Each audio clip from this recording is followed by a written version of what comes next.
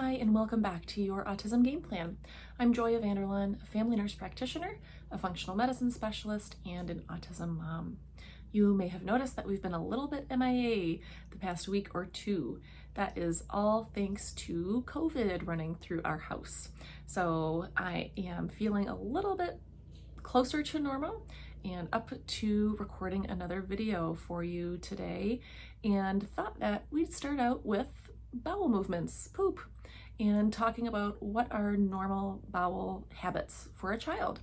We've talked about constipation and diarrhea and even how to treat different imbalances or symptoms going on in the digestive system, but we need to know too what is normal so that we can identify what is not normal. So what is a normal stool and what is a normal stool pattern? Well, if you look at the Bristol stool chart, which is available by just Googling it, Bristol stool chart, you can see it goes from very granular and kind of like pebble shaped stools, the kind of sheep poop as I refer to it, where it looks like grapes or little raisinets, to real loose stool that's kind of falling apart and not formed at all. So where is normal, right? Well, we're looking for about a 3 or 4 on that chart, nice light brown, easy to pass, a good diameter, not snake-like or pencil-like, shouldn't be too foul smelling. Of course, it's poop, so it's gonna, have an odor, but really foul smelling stool is gonna be an alarm as well. A child past infancy should be stooling at least once, if not twice or 3 times per day. And they shouldn't have to strain to get it out, and there should be no blood in it. There should be no undigested food particles in it. It should be a nice brown, easy to pass log, basically.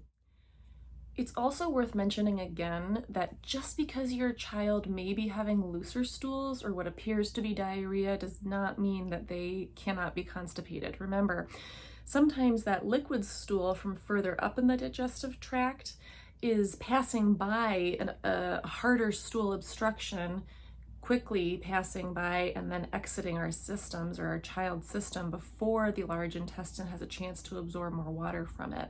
So we can't rule out underlying constipation just because there's loose stool present. So keep that in mind as well. When we're first born, typically we have the reflex in place, the gastric reflex, whereby when something enters the stomach, a signal is sent to empty out the latter part of the digestive system to make room for what's just come into the stomach.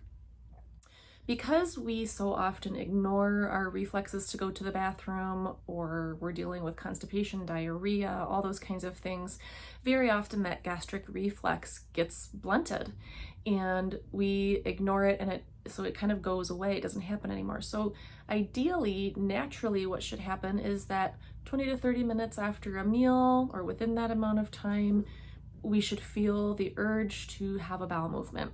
And so if you're potty training your child or retraining your child, this is a really good time to get them to sit on the potty after meals. So they're not hungry, this is a pretty good time to expect potentially a bowel movement to happen.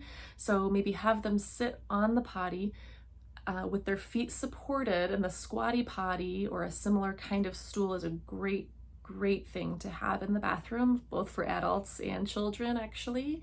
It just puts our body in a better position for stooling, and it supports the child's feet, which is really important for stooling or having a bowel movement, stool for stooling. So make sure you do that after each meal. That's a really good habit to get into and can even help to reestablish that pattern of stooling after a meal, of that gastric reflex. Especially with children who are a little bit older, it may seem strange to ask them to hold off on flushing until you can see what their bowel movements look like, but this can be a really important piece of investigation of figuring out if there's something going on in your child's gastrointestinal system, because our kids can be really shy, right? Or they forget. But if we're looking at our children's stool together, it can be a good opportunity to A, normalize that, and B, let them know, you know what, this is really important. How your stools look are really important. It can tell us a lot, and then we can use it as kind of like an education piece too, to say, see, there's undigested food in there. That means I know you're not chewing your food well before you swallow it. So let's work on that. Next time we sit down to eat, we'll slow down, we'll chew our food a lot better. And then you can look the next time, hopefully that undigested food is gone, just as an example. You want to make sure that you talk to them about what is normal stool, these things that I've just shared with you: light brown, easy to pass, soft, formed, no undigested food, no blood, all these things, so that they too know what a normal stool or bowel movement looks like. Well, thanks for watching. I hope you've learned something new again today, and remember, be gentle with yourself. You're doing a great job.